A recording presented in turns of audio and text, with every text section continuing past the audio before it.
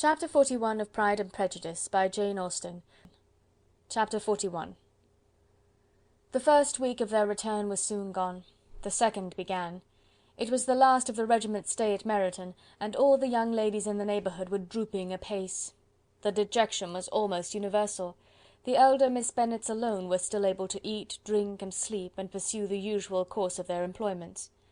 Very frequently they were reproached for this insensibility by Kitty and Lydia, whose own misery was extreme, and who could not comprehend such hard-heartedness in any of the family. "Good Heaven! What is to become of us? What are we to do?" they would often exclaim in the bitterness of woe. "How can you be smiling so, Lizzy?" Their affectionate mother shared all of their grief. She remembered what she had herself endured on a similar occasion 25 years ago. "I am sure," said she, "I cried for 2 days together when Colonel Miller's regiment went away. I thought I should have broken my heart." "I am sure I shall break mine," said Lydia. "If one could but go to Brighton," observed Mrs. Bennet. "Oh yes, if one could but go to Brighton, but papa is so disagreeable. A little sea bathing would set me up for ever."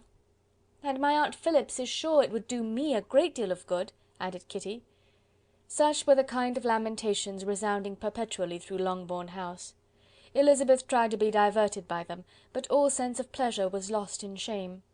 She felt anew the justice of Mr. Darcy's objections, and never had she been so much disposed to pardon his interference in the views of his friend.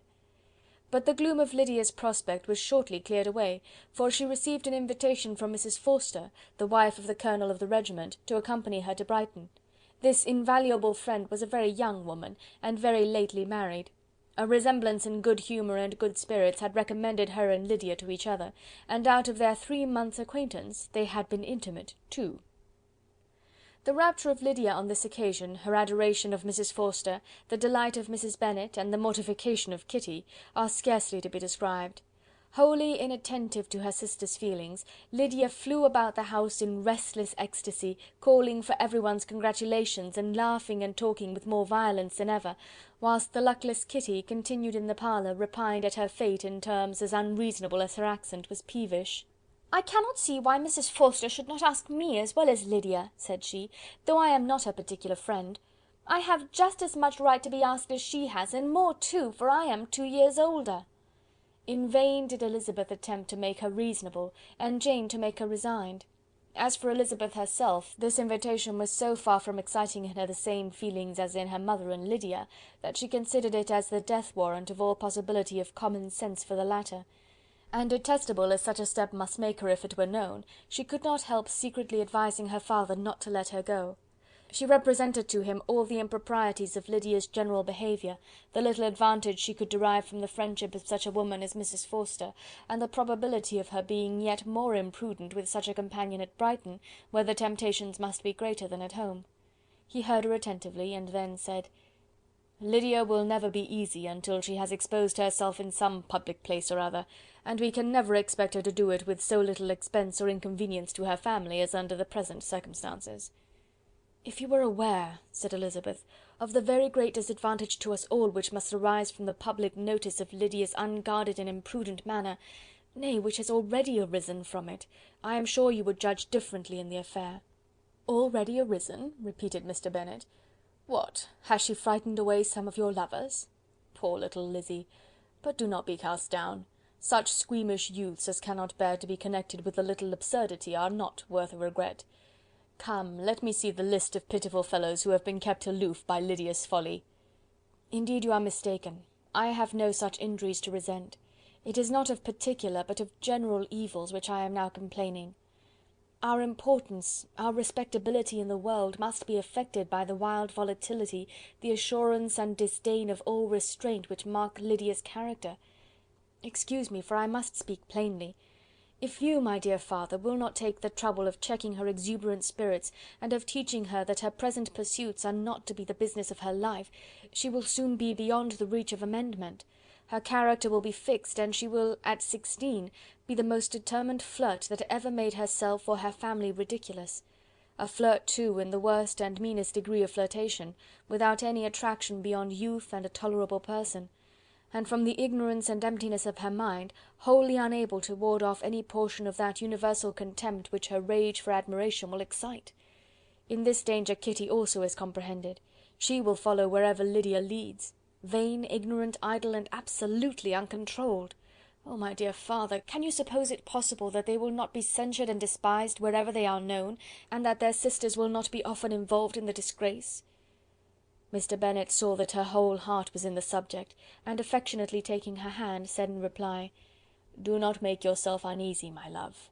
Wherever you and Jane are known, you must be respected and valued, and you will not appear to less advantage for having a couple of, or I may say 3, very silly sisters. We shall have no peace at Longbourn if Lydia does not go to Brighton. Let her go then. Colonel Forster is a sensible man, and will keep her out of any real mischief. And she is luckily too poor to be an object of prey to anybody. At Brighton she will be of less importance even as a common flirt than she has been here. The officers will find women better worth their notice. Let us hope, therefore, that her being there may teach her her own insignificance. At any rate, she cannot grow many degrees worse without authorizing us to lock her up for the rest of her life." With this answer Elizabeth was forced to be content, but her own opinion continued the same, and she left him disappointed and sorry. It was not in her nature, however, to increase her vexations by dwelling on them. She was confident of having performed her duty, and to fret over unavoidable evils, or augment them by anxiety, was no part of her disposition. Had Lydia and her mother known the substance of her conference with her father, their indignation would hardly have found expression in their united volubility. In Lydia's imagination a visit to Brighton comprised every possibility of earthly happiness. She saw, with the creative eye of fancy, the streets of that gay bathing place covered with officers. She saw herself the object of attention to tens and to scores of them at present unknown. She saw all the glories of the camp, its tents stretched forth in beauteous uniformity of lines, crowded with the young and the gay, and dazzling with scarlet. And to complete the view, she saw herself seated beneath a tent, tenderly flirting with at least 6 officers at once. Had she known her sister sought to tear her from such prospects and such realities as these, what would have been her sensations? They could have been understood only by her mother, who might have felt nearly the same. Lydia's going to Brighton was all that consoled her for her melancholy conviction of her husband's never intending to go there himself. But they were entirely ignorant of what had passed, and their raptures continued with little intermission to the very day of Lydia's leaving home.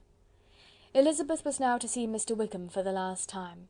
Having been frequently in company with him since her return, agitation was pretty well over, the agitations of formal partiality entirely so. She had even learnt to detect, in the very gentleness which had at first delighted her, an affectation and a sameness to disgust and weary. In his present behaviour to herself, moreover, she had a fresh source of displeasure, for the inclination he soon testified of renewing those attentions which had marked the early part of their acquaintance could only serve, after what had since passed, to provoke her. She lost all concern for him in finding herself thus selected as the object of such idle and frivolous gallantry, and while she steadily repressed it, could not but feel the reproof contained in his believing that, however long and for whatever cause his attentions had been withdrawn, her vanity would be gratified, and her preference secured at any time by their renewal. On the very last day of the regiment's remaining at Meryton, he dined, with other of the officers, at Longbourn, and so little was Elizabeth disposed to part from him in good humour, that on his making some inquiry as to the manner in which her time had passed at Hunsford, she mentioned Colonel Fitzwilliam's and Mr. Darcy's having both spent 3 weeks at Rosings, and asked him if he was acquainted with the former. He looked surprised, displeased, alarmed, but with a moment's recollection and a returning smile replied that he had formerly seen him often, and after observing that he was a very gentlemanlike man, asked her how she liked him. Her answer was warmly in his favour. With an air of indifference he soon afterwards added, "How long did you say he was at Rosings?" "Nearly 3 weeks." "And you saw him frequently?" "Yes, almost every day." "His manners are very different from his cousin's." "Yes, very different, but I think Mr. Darcy improves upon acquaintance." "Indeed!" cried Mr. Wickham, with a look which did not escape her. "And pray, may I ask—" but checking himself, he added in a gayer tone, "is it in address that he improves? Has he deigned to add aught of civility to his ordinary style? For I dare not hope," he continued in a lower and more serious tone, "that he is improved in essentials." "Oh no," said Elizabeth, In essentials, I believe, he is very much what he ever was." While she spoke, Wickham looked as if scarcely knowing whether to rejoice over her words, or to distrust their meaning. There was a something in her countenance which made him listen with an apprehensive and anxious attention, while she added, "When I said that he improved on acquaintance, I did not mean that his mind or his manners were in a state of improvement, but that, from knowing him better, his disposition was better understood." Wickham's alarm now appeared in a heightened complexion and agitated look. For a few minutes he was silent, till, shaking off his embarrassment, he turned to her again, and said in the gentlest of accents, "You, who so well know my feelings towards Mr. Darcy, will readily comprehend how sincerely I must rejoice that he is wise enough to assume even the appearance of what is right. His pride in that direction may be of service, if not to himself, to many others, for it must only deter him from such foul misconduct as I have suffered by. I only fear that the sort of cautiousness to which you, I imagine, have been alluding, is merely adopted on his visits to his aunt, of whose good opinion and judgment he stands much in awe. His fear of her has always operated, I know, when they were together, and a good deal is to be imputed to his wish of forwarding the match with Miss de Bourgh, which I am certain he has very much at heart." Elizabeth could not repress a smile at this, but she answered only by a slight inclination of the head. She saw that he wanted to engage her on the old subject of his grievances, and she was in no humour to indulge him. The rest of the evening passed with the appearance, on his side, of usual cheerfulness, but with no further attempt to distinguish Elizabeth, and they parted at last with mutual civility, and possibly a mutual desire of never meeting again. When the party broke up, Lydia returned with Mrs. Forster to Meryton, from whence they were to set out early the next morning. The separation between her and her family was rather noisy than pathetic. Kitty was the only one who shed tears, but she did weep from vexation and envy. Mrs. Bennet was diffuse in her good wishes for the felicity of her daughter, and impressive in her injunctions that she should not miss the opportunity of enjoying herself as much as possible, advice which there was every reason to believe would be well attended to; and in the clamorous happiness of Lydia herself in bidding farewell, the more gentle adieus of her sisters were uttered without being heard. Chapter 42.